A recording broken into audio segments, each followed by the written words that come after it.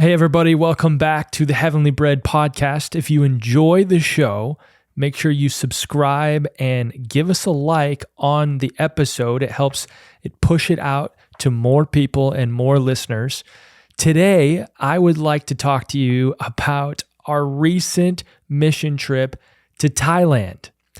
Maybe you're like, what? I didn't even know you went to Thailand. Yeah. The beginning of June, actually, the first 2 weeks of June, Charissa and I and baby Zay. I can't understate, yes, we did take our 1-year-old on this trip. We teamed up, with our friends in Fort Wayne. There was a team of about 10 of us, And when they were originally pitching this idea to us, you guys, they're like, hey, we're going on this trip to Thailand in the summertime. I mean, they're telling us about this in March. And, they're like, it's mostly going to be young single adults. Our friend Saul he's married and has children. He's going to be taking his 7-year-old daughter. And we're like, okay, yeah. And they're telling us about what all is going to be involved. And we're like, at first we were like, I don't really know. And next thing you know, we were agreeing to it. And it's one of those deals where you're like, you look up after the conversation, you're like, what did we just say? Did we just agree to doing this mission trip? And it must have been the Spirit of the Lord sort of nudging us, because I think practically just looking at it on paper, it looked like a lot of work, and it definitely was. It was a lot it was a big bite to chew, if you will. But what an incredible time. I want to go over and kind of share. I know many of you guys have been waiting and anticipating this episode and just sharing about the trip.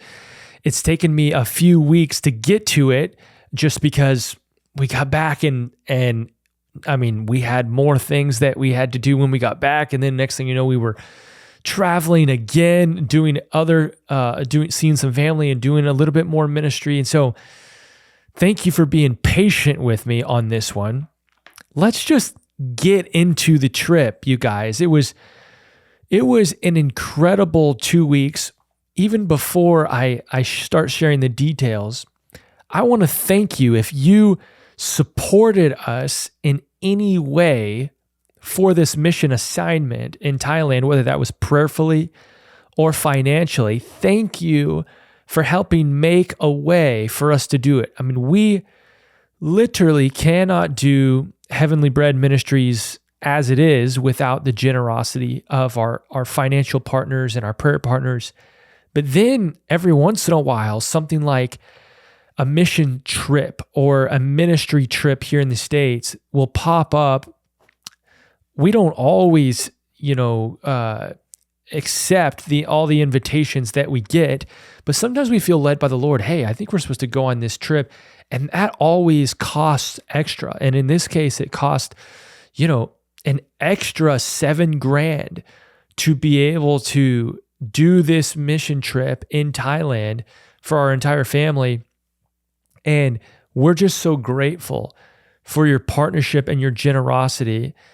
And hopefully you're encouraged by some of the testimonies that I'm about to share about the trip. So let's get into it.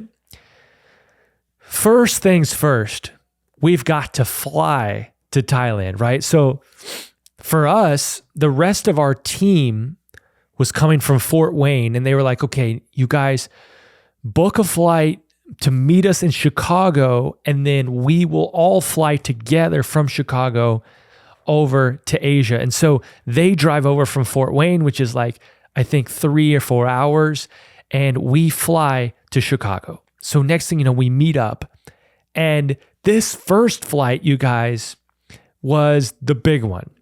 We have to go all the way from Chicago to Taiwan.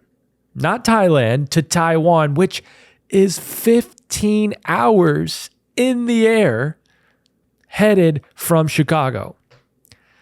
So, I mean, we knew, gosh, this is going to be an obstacle with our son. However, he did pretty good on the way there. We did a 15-hour flight, and they even really catered to us, the flight attendants. I mean, they were like, hey, we're going to give you the front seats of an aisle. We have a bassinet that we can put up on the wall so you can lay him in it. It's kind of like a little crib situation, and he can go to sleep there. And so we went for it, you guys. And I would give him a C+ on the way there. Okay. We had a 15-hour flight, and then we had another 3-hour flight, I believe it was. And then after that, we had a 1-hour flight. And so it took us a while to get there. If you count the layovers, I think it was about a day of traveling, and we made it. So you get there, and all of a sudden you realize, okay, we're on the actual complete opposite side of the world, which means that if it's 6 o'clock in the evening in America, it's 6 o'clock in the morning here in Thailand. It's literally, you just switch the AM and the PM, you guys.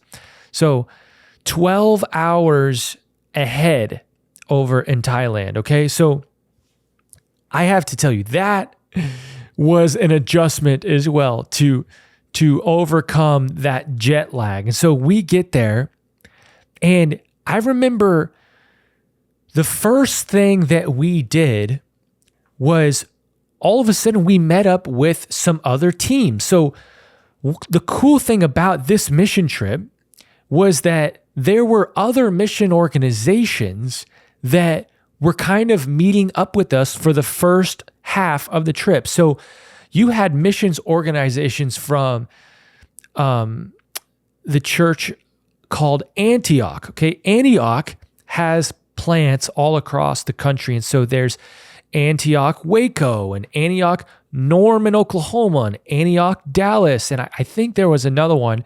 And so each one of those churches in those different cities, they're all under the same church network, but they have a discipleship school and they have a missions training involved that's involved with their school. And so they each brought teams of young adults. Okay. So we all show up from the United States, and not only did a bunch of people come from the United States, including us, but then a bunch of long-term foreign missionaries who are in some of these nations of Asia, they all gathered together as well. So you had missionaries in Cambodia, missionaries in Myanmar, missionaries in different parts of Thailand, who most of whom had been there for 10, 15 years. They're all gathering to this specific location there in Phuket, Thailand, for an annual prayer conference. Okay? I'm not going to go into too many of the details on the names of what the conference was called and exactly where it was at or anything, because they were pretty serious about trying to keep identities safe during this time. They even cautioned us many times, hey, don't post videos from this time because we don't want to give away any information in regards to the missionaries that are there long term. So even though Thailand itself is an open country to Christianity, like technically they're open, there were missionaries from other countries that were not. And sometimes some of these missionaries would be planted or like their home base would be in Thailand, but then they would go into missions in other nations. So it's one of the reasons why we haven't posted much of the footage that we took while we were over there, which is kind of a bummer, but it was just part of the dynamic while we were there. So anyways, we all gather, and the first 3 or 4 days of our trip was spent doing this conference together. So one of the cool things about this, the conference dynamic was it was a prayer conference. Now, I have been to several prayer conferences where that's like how it's marketed, how it's pitched. Hey, this is going to be a prayer gathering or a prayer conference. And you get there and there definitely is prayer. We have some prayer meetings and it's great. However, most of the ones that I've gone to here in the United States, you actually still end up having more teaching times than there was prayer times. And I don't know exactly what that says about some of our conferences or prayer gatherings here in the States, but it was so refreshing actually to be a part of this gathering.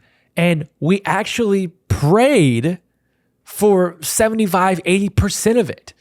And that doesn't mean we were always just down on our knees, like, in silence, just praying. No, if you're unfamiliar with corporate prayer and worship gatherings, maybe you won't understand exactly what it would look like. But we had, it was a mixture of like, sometimes it would be kind of like a prayer room context where we would have worship that leads us into times of prayer, where there's a prayer leader. And this is one of the things that Charissa and I got to be very involved in. Charissa led worship multiple times, but then they would have people on the teams like prayer leaders like myself where, okay, now that the room is unified around worship, hey, we're going to take this momentum and unity that we've come into around the Lord and around glorifying the Lord. And now we're going to begin to lift up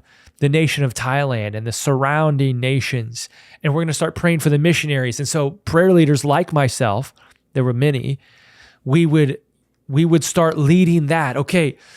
And we would pray on the microphone and everyone in the room was agreeing with the prayers that were coming from the microphone, whoever was leading. And then it's so awesome because then the worship leaders would take what we were praying and they would start singing around it. They would take it and turn it into a chorus and start singing it. And then next thing you know, the whole room is singing the chorus. And if you're unfamiliar with the prayer room dynamic, maybe that sounds wild to you, but this is what we do a lot here in Dallas. We did it a lot in Denver. I did it a lot in Kansas City and lots of other places really throughout the last decade. It's one of our favorite things to get to be a part of. And so then as a prayer leader, I'm leading the charge, praying. And then after a while, we're like, hey, let's invite the people in the room. Come, if you have a prayer in your heart for the nation of Thailand or for whatever topic we were praying for, come line up, pray 20-second, 30-second prayers. Let's agree together. Yeah, you pray. And so it was, man, we just bombarded what am I trying to say? We bombarded heaven truly with just the prayers of the saints for 3 or 4 days. And so we would do that. And then we would have times of encouraging the local missionaries that had showed up. There were definitely times when we had prophetic ministry. There were times when we were praying for healing in the room. We saw different ones healed by the power of the Holy Spirit. There were times where there was a little bit of teaching for sure and a little bit of equipping because they also would go and do outreach during the conference. So they'd be like, hey, we're going to do this afternoon, we're going to have a little bit of a training for anyone who's interested. And then whoever gets trained, we're going to take you to the red light district. You might be thinking, Nathan, what is the red light district? Well, the red light district is a place that you can go in Thailand, and it's not only in Thailand. There's other red light districts in other nations. But it's a place where you can go and women are being sold for sex, and they're in like this little room with like a glass door that you can just walk down this little alley, and it's kind of, they're like on both sides of the little alleyway. And so you can look over here on this side, and you have, women who are being sold. They're they each have a little tiny little room, and you can just walk right up, negotiate a price, step in, they pull a curtain, and you just do your sexual act with them, and then you go on your merry way. So it's a really wild concept where it's almost like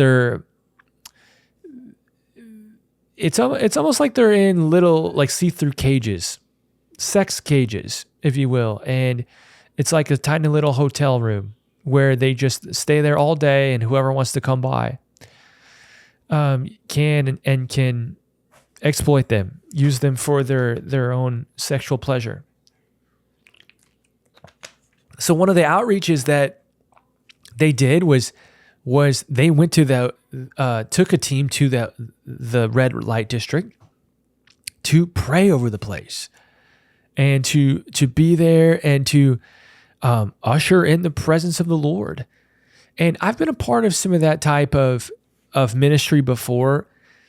If you have a low view of prayer, it might not sound very effective. If you have a low view of what you carry as a born-again believer, you carry the Holy Spirit. If you have a low view of that, then maybe you wouldn't think that's a big deal either. But when a born-again believer steps into a place like that, they carry with them the presence of Jesus.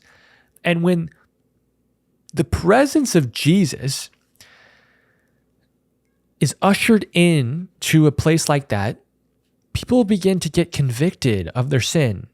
I've seen this in real time. I've seen where men who show up to purchase the women, for whatever reason, they show up and they leave and they don't purchase a woman. And what happened there? Well, what very likely could have happened is, since we're there praying and worshiping Jesus in that midst, actually the Holy Spirit's presence convicted them, kept them from going through with the sinful act that they were originally going to go through with. And so that type of outreach, those different types of outreaches happened during the conference. Also, another really cool dynamic is there was a prophetic dance team that was there at this conference from the United States. Crazy enough, they were from Dallas, Texas, which is where me and my family live. Even crazier, they're rooted at our home church, Upper Room Church. And we had no idea they were going to be there. It was so cool. The first day they were introducing some of the people that were there, and they brought up these prophetic dances. We're like, hey, we know a couple of these people. and it was such a sweet surprise. Man, I got to tell you, prophetic dancers, they are some of the coolest, I think, most uniquely gifted ministers in the body of Christ. I personally was so provoked by our time with the prophetic dancers. I feel like they are just absolute specialists in the spirit. If I've had the honor in the last 3 contexts that I've lived in, Upper Room, House Denver, and my time in Kansas City as well, where prophetic dance is just like something that is more familiar and welcome in those contexts. And so I've benefited so much from being around it, even participating at times a little bit.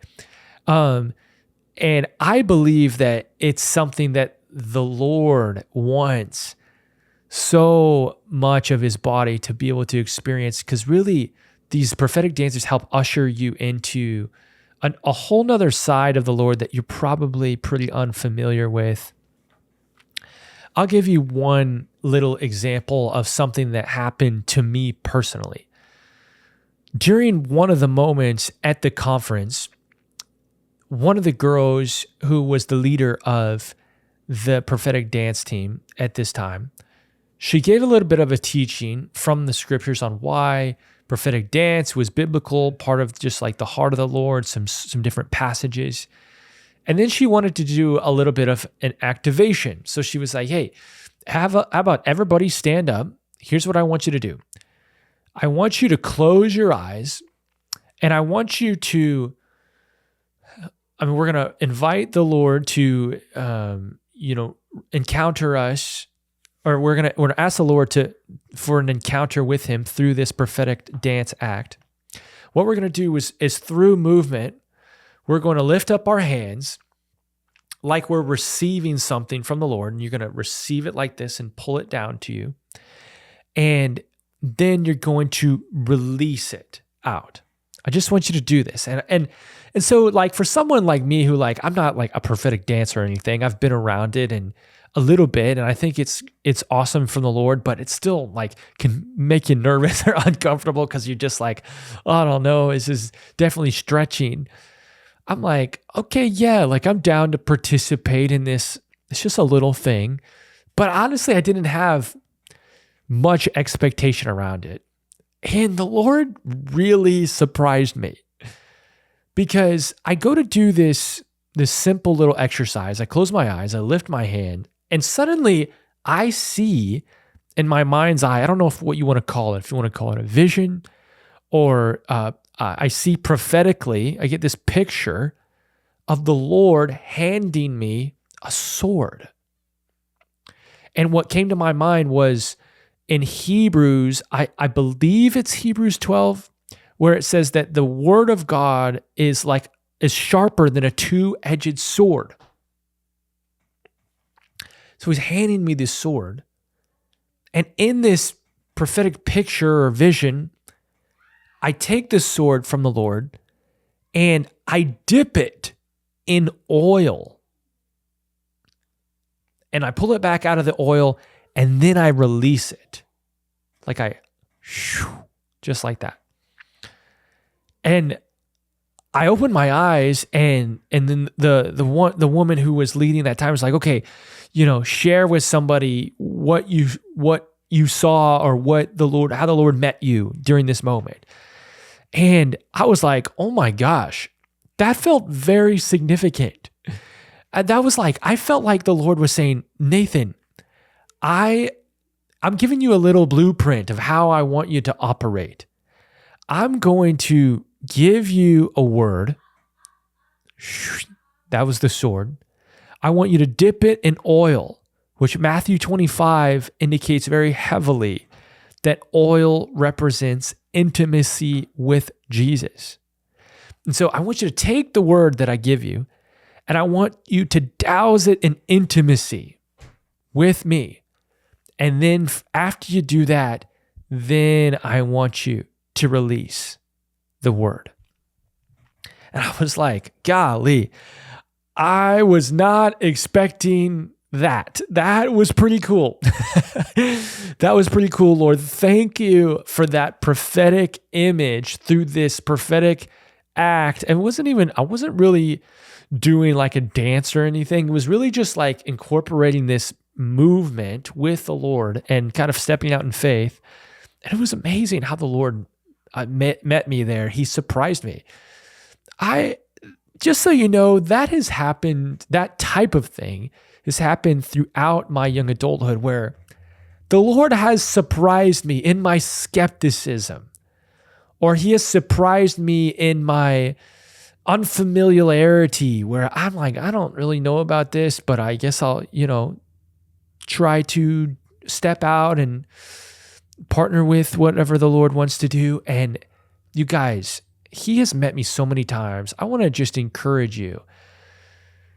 I hope that you would posture your heart in that way. If you're unfamiliar or something is just like, I don't really know about this, but you feel the Lord inviting you, I pray that you would step out too, and that the Lord would meet you and surprise you with how amazing he is.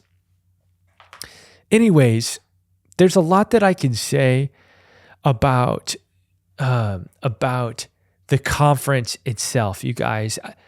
But I would have to say that my favorite part of those first 4 days when we were all gathered for that prayer gathering was getting to sit with the long-term missionaries from around the countries and those in Thailand long-term.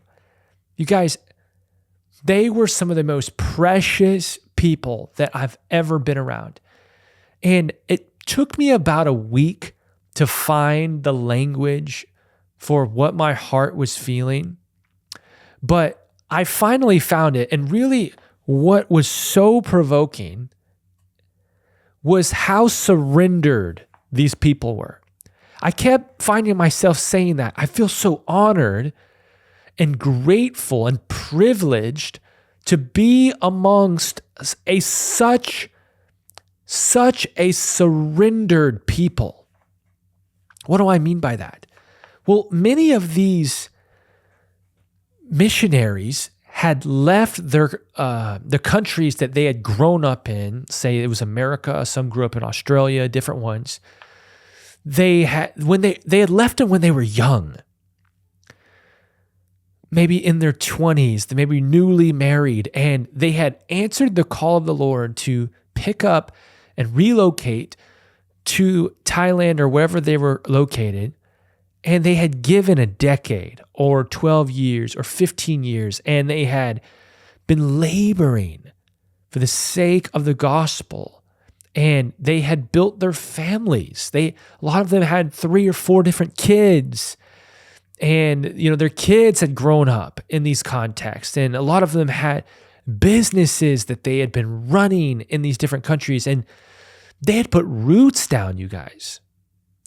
And getting to sit with them, we got to eat meals with different ones, in between the conference sessions. We're all staying at a hotel together. And so in between the sessions, you'll go up to your rooms, or during mealtime, you're eating meals together in the cafeteria, and each night or each meal getting to sit and listen to some of the stories of the missionaries that were full-time.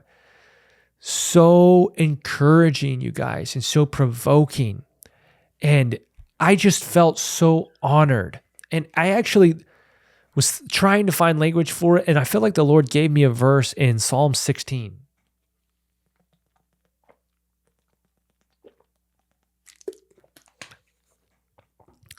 The verse in Psalm 16, David writes this. He says, "As for the saints in the land, they are the excellent ones, in whom is all my delight." And I feel like that just embodied the way that I felt about these long-term missionaries, these excellent ones who, oh my gosh, I felt like the delight of the Lord over them and how surrendered they were. I mean, gosh, just the giving up the comforts of America in and of itself is a big deal.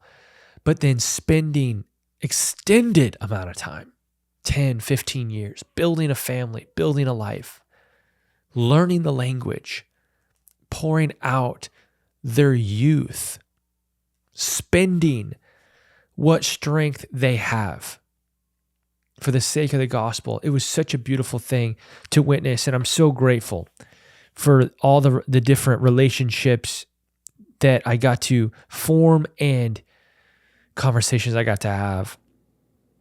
Well, so after the first 4 days, we were done with the conference, and all the missionaries who were there, they flew back to their countries where they came from.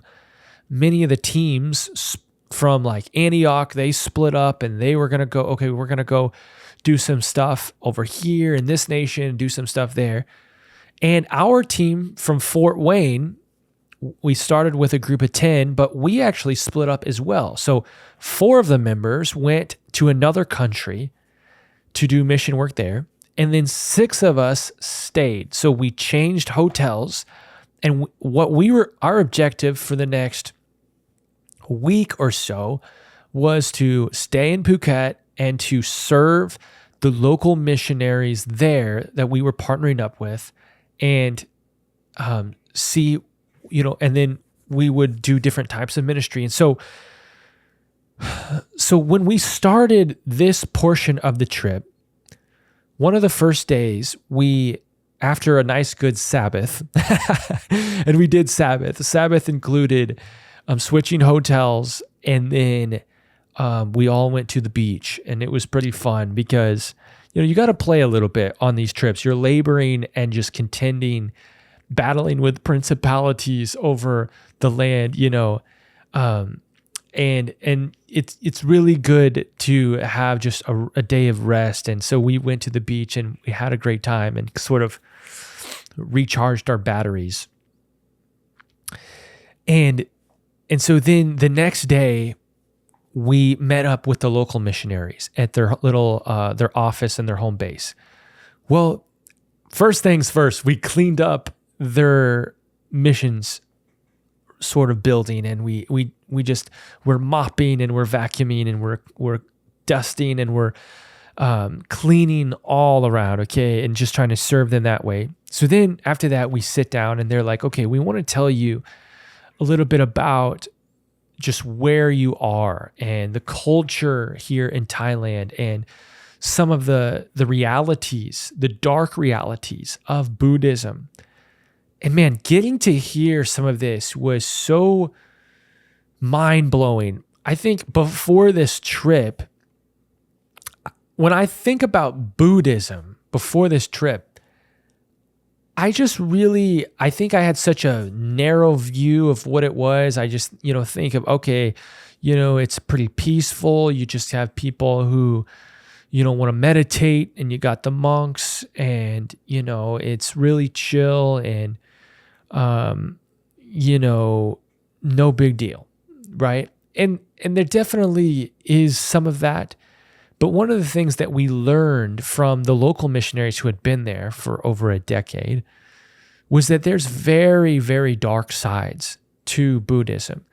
And they would tell us about the festivals and the rituals that would happen there in that city. They talked about, oh yeah, here in Phuket, multiple times a year, they'll have festivals where almost everyone in the city is fasting because they're inviting spirits to come and embody them. And a lot of times what will happen is that different ones will become, they call them mediums. They would try and open up portals, and there would be ones who are already mediums. They would be ushering in, they don't know it, but they're ushering in demons to come and live on the inside of them. You know how the Holy Spirit comes and lives on the inside of a born-again believer? Well, there's actually the counterfeit version of that is when demons come and they enter you and they take up residence on the inside of you. And we were amazed to find out that there were certain days of the year where corporately thousands, tens of thousands of Buddhists across the city would fast and ask and invite these evil spirits to come and embody them, live on the inside of them. And they would do rituals, sexual rituals, and they would cut themselves, and they would spill their own blood, and they would do chanting, and they would whip one another, and some of the things that they described were so graphic and so dark.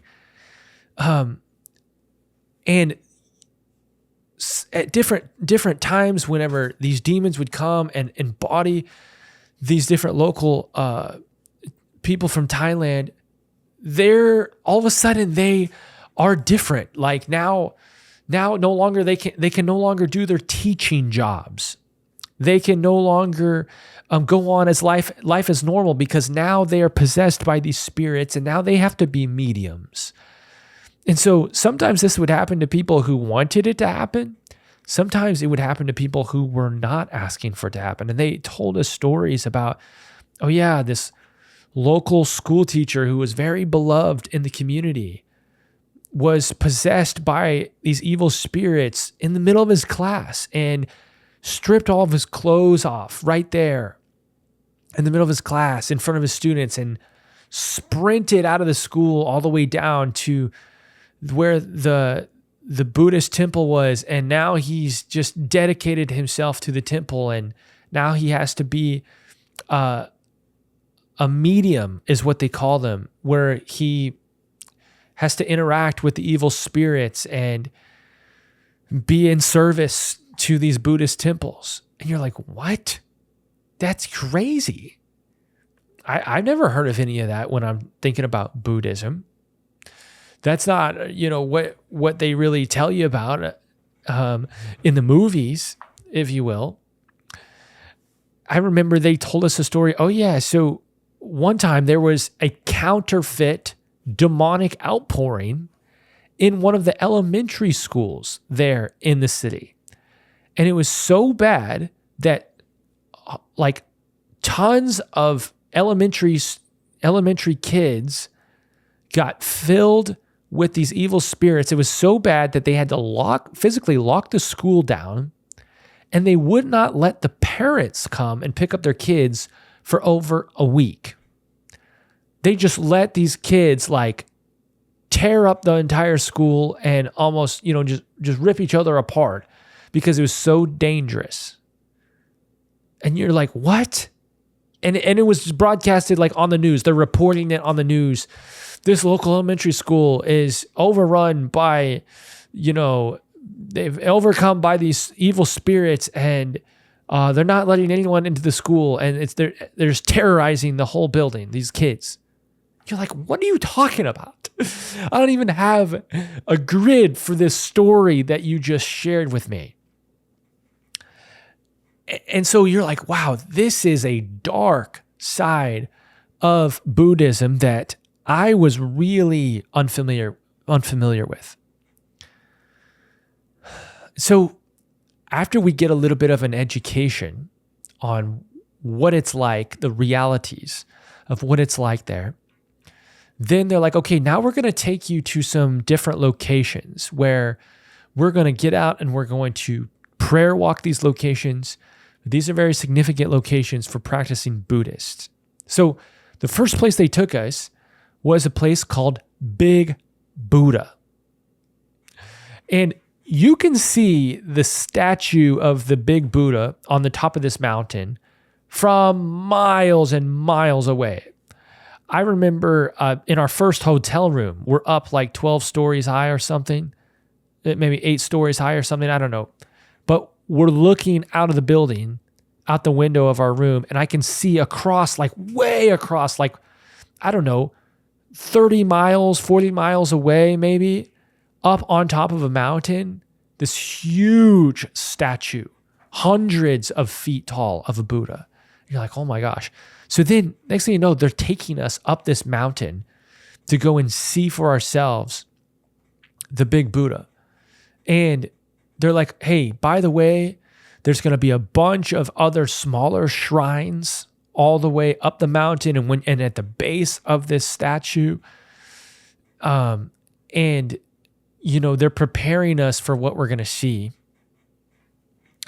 And so as we're going up, it took us about an hour drive to get up there. And a bunch of that time was going up the mountain. We're driving up the mountain all together in this big van.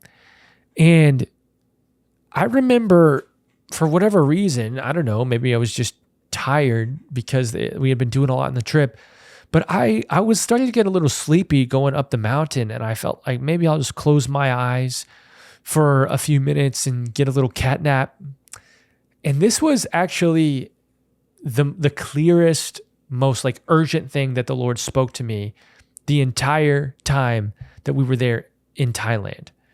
As I was drifting off to sleep on the bus, the Lord just like spoke so loudly to my spirit. And here's what he said. He said, wake up and contend for your family.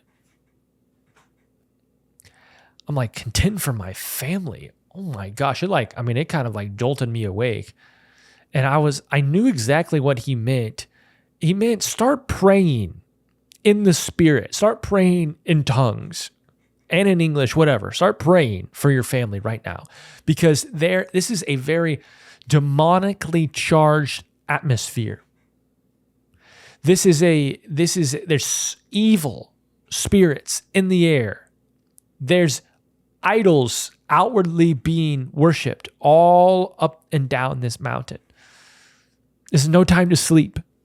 This is a time to be sober, alert, awake, and to be actively engaging with the Lord. I mean, I got the message loud and clear. And I probably didn't stop praying in tongues for the next 2 or 3 hours. I mean, unless I was talking to somebody in English, I would talk to them and then go right back to praying in the Spirit, because I was like, dang, I'm alert, Lord. I'm praying right now for my family and for myself and for my team. And so, man, we were up there and we saw it, and it was pretty incredible to see this.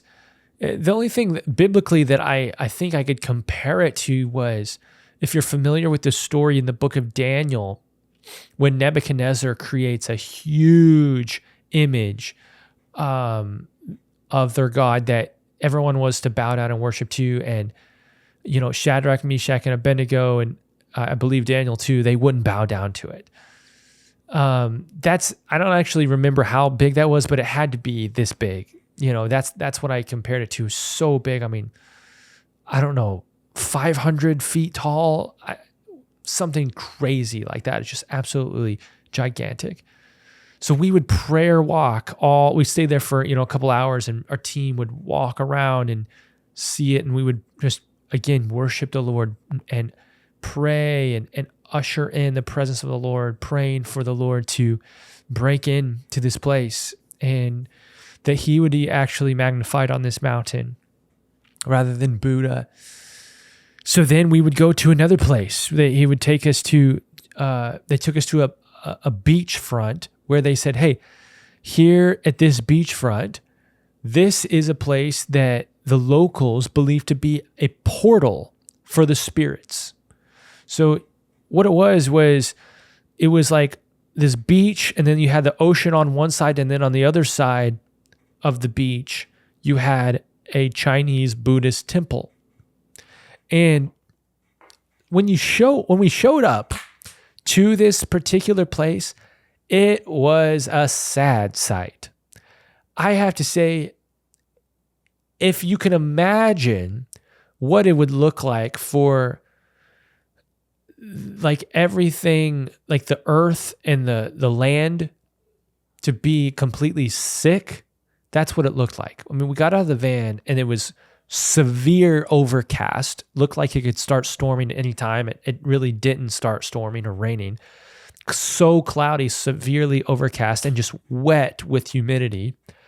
There was like what seemed like 100 or more crows flying around like they would like a dead carcass or something. And just an eerie feeling of like darkness.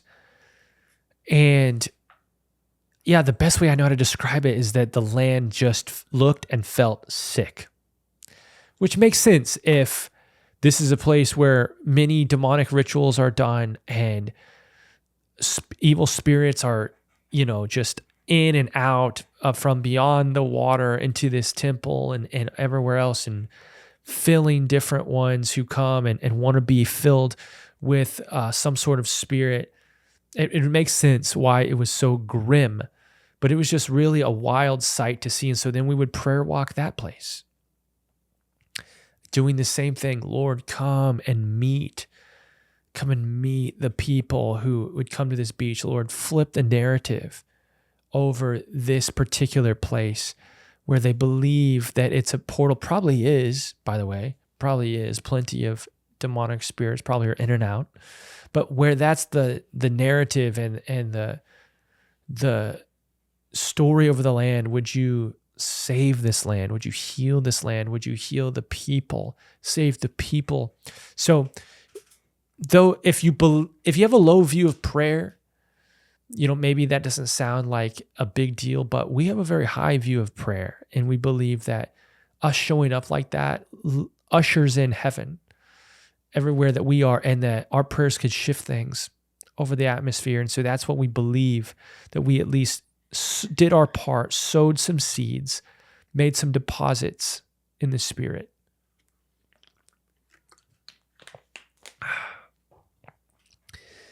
So we would do that in different places, and it was significant to us, that part of the trip. Because that's kind of like, especially for Charissa and I, we love interceding and praying, and that's like our bread and butter. That's like what we were trained in and just have given our life to. So fast forward to the very end of the trip. It's like we have 1 day left, okay? And what they tell us is, hey, we're actually going to drive 2 hours north, and we're going to send word ahead of us that we're coming.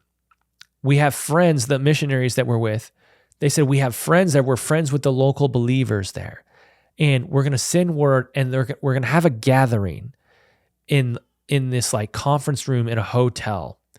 And we're going to see if we can gather 50, 60, 70, I don't know, maybe probably 50 or 60 local believers. And we're going to have just like an all-day thing of ministry. So we're like, okay, let's go. And so we get on the bus and we're driving 2 hours, and they're like, okay, we're going to have an afternoon session and an evening session. And so everyone is getting divvied up into their roles, their ministry roles for this sort of afternoon and evening of ministry. And they said, Nathan, we want you to lead worship for the afternoon session. Charissa, you lead worship for the evening session. And, different members of the team, okay, you play these instruments, and you share this testimony, and you do vocals on this set. And okay, Nathan, you're also not only going to lead worship in the afternoon, but then you'll preach in the evening. And Saul, our friend Solomon, you're going to preach in the afternoon session. And so we're like gearing up. We're like, man, this is going to be all hands on deck. This is going to be awesome. Well, we show up and we get told, hey, by the way, these people, they don't speak English. So you're going to be doing all this ministry with a translator. And you're like, oh, okay. Well, I kind of get preaching with a translator. I've done that once before when I did mission work in Moscow, Russia. I got to preach with a translator, so I have a little bit of experience with that. But leading worship with a translator, oh my gosh, you guys, that was a totally new experience. And so you might be thinking, well, how did you even do that? Yeah, good question. So the way that it worked was, so I was on guitar. I had, to my right, I had our friend Katie, who was my sort of second vocalist. She's singing with me. And then on my left, we have one of the local missionaries with us, who her main language is Thai. And so we were like, okay, here's what's going to happen. I'm going to pick a few popular worship songs, and then I'm going to sing like the verse. I'll sing it in English, and then I'm just going to keep playing, and you pick it up and sing it in Thai. And so we would do that. I would sing it. One of the songs that we did was Holy and Anointed One. And so we would be like, your name is like honey on my lips. And I would sing that entire chorus. And then I would look over to her and our friend who could sing in Thai. And I'm like, all right, take it. And I just keep playing, and she sings it. So I sing it once in English, and then she sings it 4 times in Thai. And then I'm like, okay, let's move on to the next part of the song. We're singing the other verse, and I sing it once in English, and then she sings it 4 times in Thai. And we're just going back and forth and led worship for 45 minutes that way. And it was so funny because, all the believers there they're local people from Thailand, and They can't speak English, but they're there engaging with the Lord while I'm singing it in English. And then when we switch it to Thai, then they all start singing and they're lifting their hands and participating. And I just step away from the mic like, hey, just take it, you guys. And so it was such a cool experience. Charissa got to do the same thing in the evening.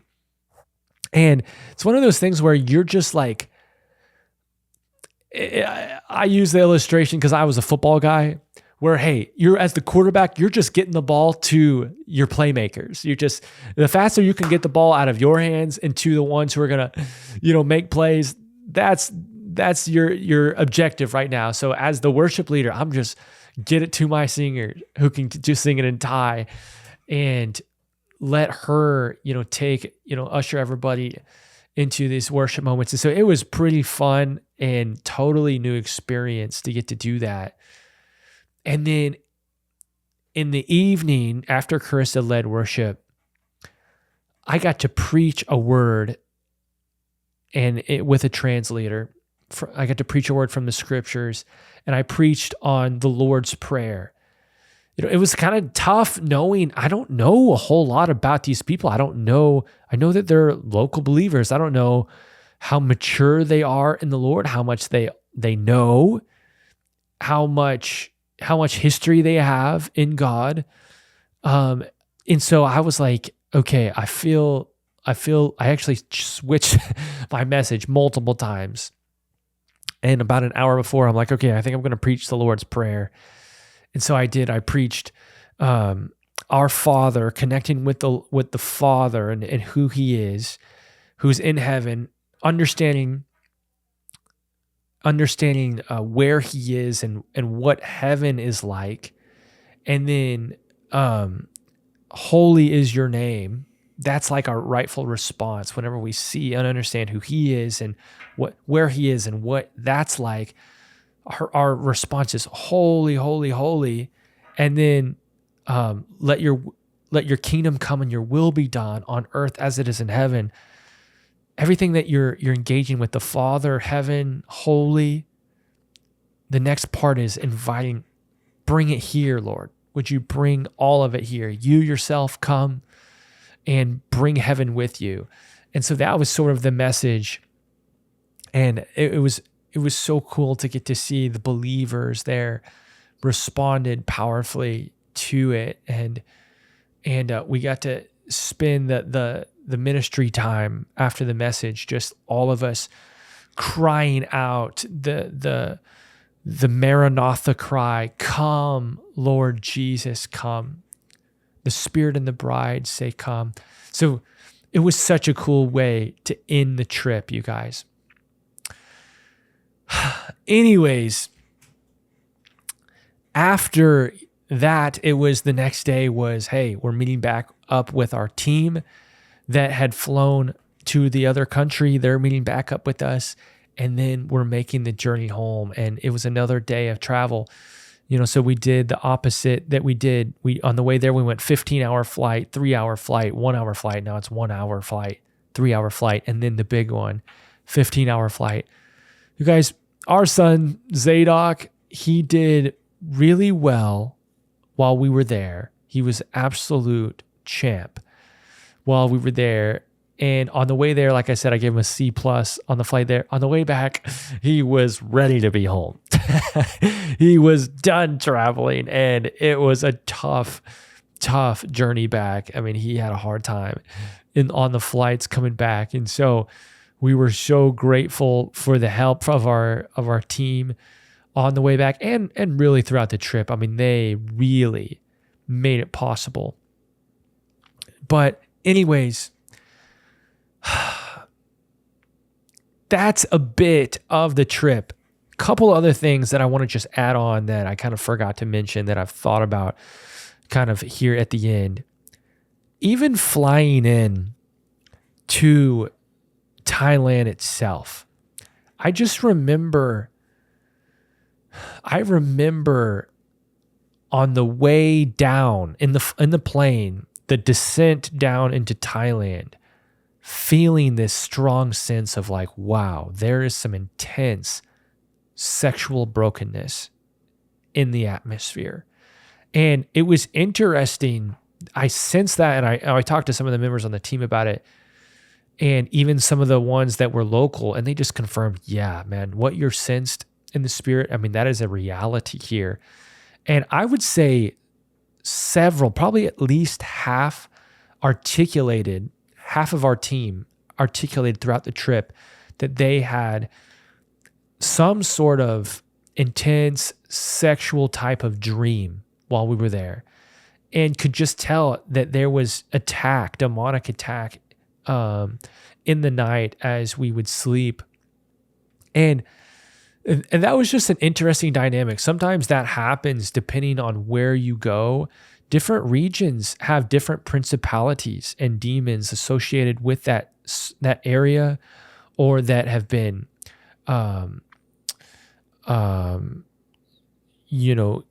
given, what am I trying to say?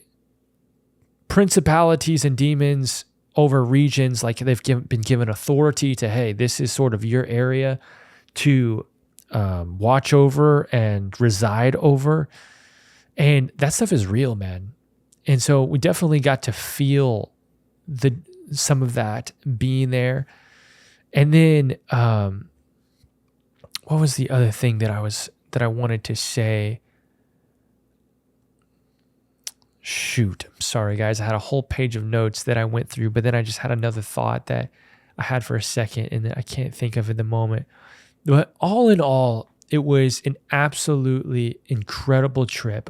Charissa and I both felt like our faith was very much stirred during the time. It was awesome, of course, to get to minister on the trip and to make the spiritual deposits and to be a blessing and preach the word, lead worship, pray, all of those things, serve. That was awesome.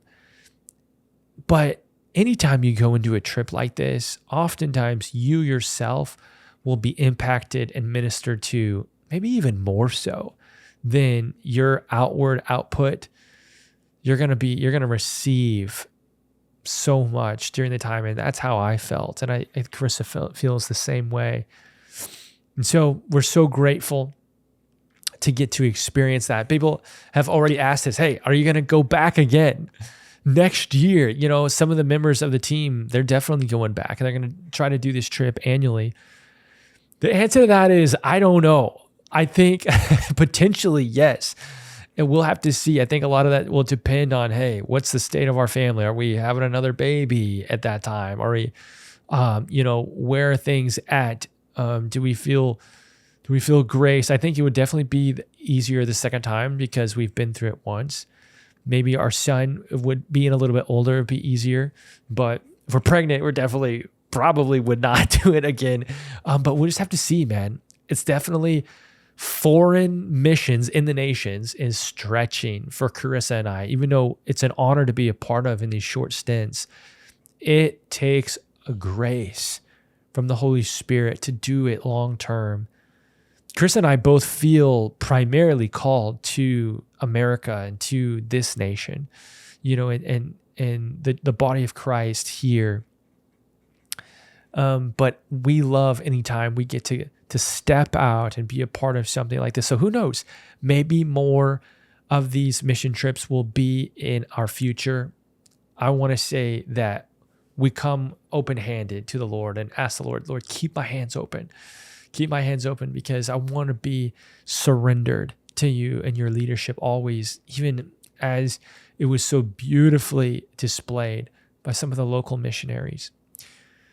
So I hope that you enjoyed getting to hear some of these stories and some of these testimonies. I certainly did not share all of the extent of the trip and all the details. So if you hear this and you want to know something specific, put a comment down below or send me a message or bring it up the next time you see me. Man, what about this?